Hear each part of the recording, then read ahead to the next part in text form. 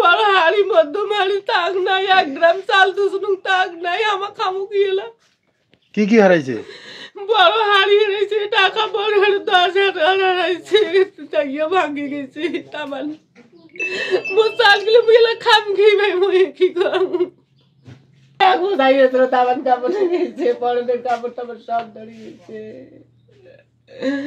দেখেন আমি মেয়েটা দাঁড়িয়ে কি আল্লাহ, পরনের কাপড় তো সব ধরে গেছে।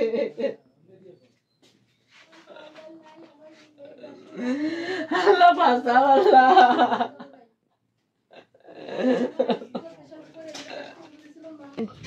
টাকা 1 লাখ, আইস কুপিয়ার প্রেশার কুপিয়ার 4 কেন টেবিল, আনলা, ফ্যান, কারেন্টের ভল, মনে করে এক কথায় কি আমার সর্বমোট আমার 4 লাখ টাকার জিনিস এই আমার এই চিন্তাই করে নিয়ে গেছে। মানুষ আমাকে ফোন দিয়ে বলে তোর বাড়ির দিয়ে সব কিছুই নিয়ে গেছে। শেখারগুলো 1 মাস আগে আমরা দিলাম, 1 মাস আগেই দিলাম। আমার এই ফলন্ত গাছগুলি ভাই নষ্ট করছে।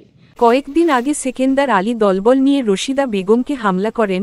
সে সময় রশিদা বেগমকে বাঁচাতে এগিয়ে আসলে 2 পরিবারের নারী পুরুষ সহ 7-8 জনকে প্রাণনাশের হুমকি দেন। হুমকিতে ভীত হয়ে রশিদা বেগম এলাকা ছেড়ে গা ঢাকা দেন, কিন্তু নিরাপত্তাহীনতার আশঙ্কায় আত্মীয়দের বাড়িতে আশ্রয় নেন বাকি 2 পরিবারের লোকজন। 3 পরিবারের লোকজন বাড়িতে অনুপস্থিত থাকার সুযোগে সেকেন্দার আলী ও তার দলবল 3 বাড়ির যাবতীয় মালামাল লুটপাট করে নিয়ে যায় বলে অভিযোগ করেন তারা।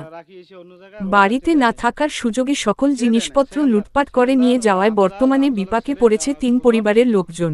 যে জমিটা চাষ করতে আসে তাকে বাধা করছে, তোমরা জমি চাষ করবে না, জমি চাষ করলে এখানে তোমাদের লাশ পড়বে। কাগজ কার নামে জমি? কাগজ আমার বাবার নামে। তো তোমার বাবার নামে ও দখল দেবে কি কারণে? ও বলতেছে ওরা এখানে থাকতে পারবে না কেউ।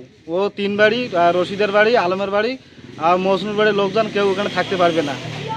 এই জমি জায়গা সব আমি দখল করব, কেউ ওখানে থাকতে পারবে না। আচ্ছা, এই আমরা সবাই বাড়িতে ছিলাম। রাত্রে আমরা তো রাত্রে 3টার দিকে লোকজন সহ হাঙ্গামা করে। আমরা জীবনের ভয়তে আমরা বাড়ি ছেড়ে আমরা সবাই পালিয়ে যাই। আমরা বাড়ি ঢোকার চেষ্টা করি, কিন্তু আমরা অনেকবার বাড়ি ঢোকার চেষ্টা করছি, কিন্তু আমরা বাড়ি ঢুকতে পারতেছি না। বিভিন্ন জায়গার লোক সেট করে লাগাই দিয়েছে। আমরা এলাকায় ঢুকলে আমাদেরকে ধাওয়া করে, ছুরি, লাঠি, বিভিন্ন ধরনের অস্ত্র নিয়ে আমাদের হামলা করে, আমাদের ধাওয়া করে। এই যে বাড়ির মালামাল তো আমাদের এতদিন হারায় নাই।